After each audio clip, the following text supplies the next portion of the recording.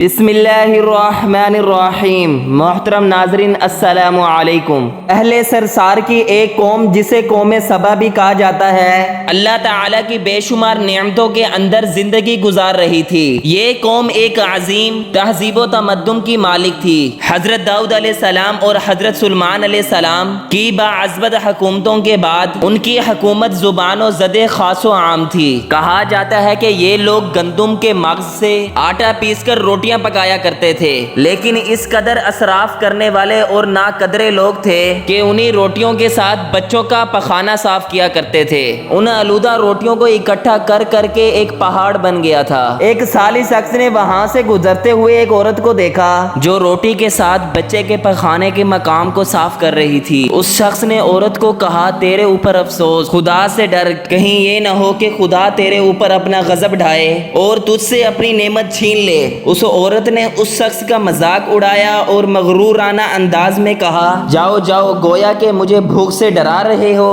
جب تک سرسار جاری ہے مجھے بھوک کا کوئی ڈر نہیں ہے۔ کوئی زیادہ عرصہ نہیں گزرا تھا کہ اللہ تعالیٰ نے حبس بازوں اور اسراف کار لوگوں پر اپنا غضب ڈھایا۔ پانی جو کہ زندگی کی بنیاد ہے ان لوگوں سے چھین لیا تھا۔ قحط نازل ہوا کہ بات یہاں تک پہنچ گئی کہ ان کی ذخیرہ کی ہوئی تمام خوراک ختم ہو گئی۔ آخر کار وہ مجبور ہو گئے اور انہی آلودہ روٹیوں پر ٹوٹ پڑے تو ان لوگوں نے اکٹھی کر کے پہاڑ کی مانند ڈھیر لگایا ہوا تھا، بلکہ وہاں سے روٹی لینے کے لیے صف لگتی تاکہ ہر کوئی اپنے حصے کی روٹی لے سکے۔ کفران نعمت، قحط اور ان کی بدحالی کے بارے میں متعدد روایت موجود ہے۔ سورۃ نحل کی آیت نمبر 112 اور 113 میں یوں ارشاد ہوتا ہے، اور اللہ نے اس قریہ کی بھی مثال بیان کی ہے جو محفوظ اور مطمئن تھا، اس کا رزق ہر طرف سے باقاعدہ آ رہا تھا، لیکن اس قریہ کے رہنے والوں نے اللہ کی نعمت کا انکار کیا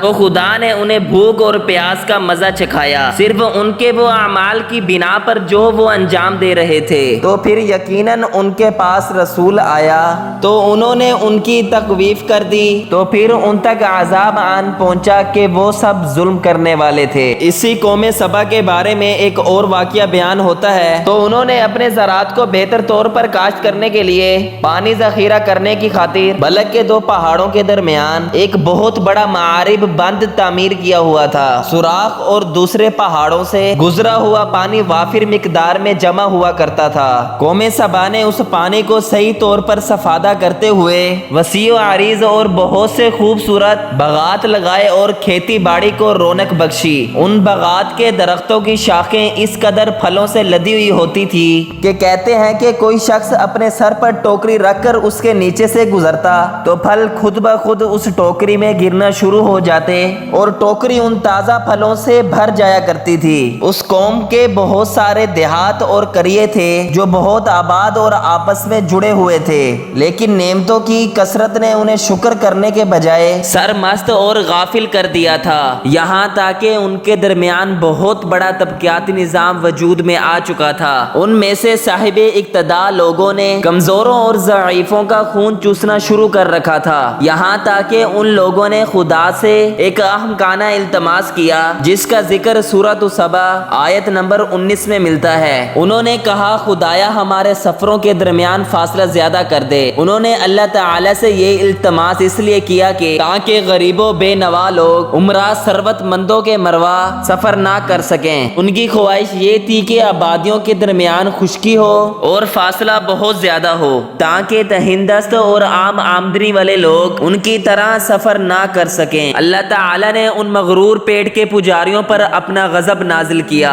بعض تواریخ میں ان مغرور لوگوں کی آنکھوں سے دور تیرائی چوہوں نے معارب بند کی دیواروں میں سوراخ کر کر انہیں اندر سے کھوکھلا کر دیا۔ ادھر سے بارشیں زیادہ ہوئی اور سیلاب آ گیا اور اس بند میں پانی بہت زیادہ اکٹھا ہو گیا۔ اچانک اس بند کی دیواریں ٹوٹی جس سے بہت بڑا سیلاب آیا، جس میں تمام دیہات، آبادیاں، مال مویشی، باغات، کھیت، ان کے محل اور گھر پانی میں غرق ہو کر نابود ہو گئے۔ ان کے باغات اور زراعت میں سے صرف کچھ پیڑوں اور بیری کے درخت اور کچھ جھاڑیاں بچی تھی۔ خوش الحان پرندے وہاں سے کوچ کر گئے تھے، جبکہ الوؤں اور کوؤں نے اپنے قوم سبا کے کٹرات میں اپنے گھونسلے بنائے ہوئے تھے۔ اس بات کا ذکر سورۃ السبا کی آیت نمبر 15 اور 16 میں ملتا ہے، اور آخر میں سورۃ السبا کی آیت نمبر 17 میں قرآن مجید میں اس واقعہ کا یوں نتیجہ نکالا ہے، یہ ہم نے ان کو ناشکری کی سزا دی ہے اور ہم ناشکروں کے علاوہ کسی کو سزا نہیں دیتے۔ امید کرتا ہوں کہ آپ کو آج کی ویڈیو اچھی لگی ہوگی۔ اگر آپ کو ہماری ویڈیو اچھی لگی ہے تو ویڈیو کو لائک کریں اور مزید اس طرح کی ویڈیو دیکھنے کے لیے ہمارے چینل کو سبسکرائب کر دیں۔ اللہ حافظ۔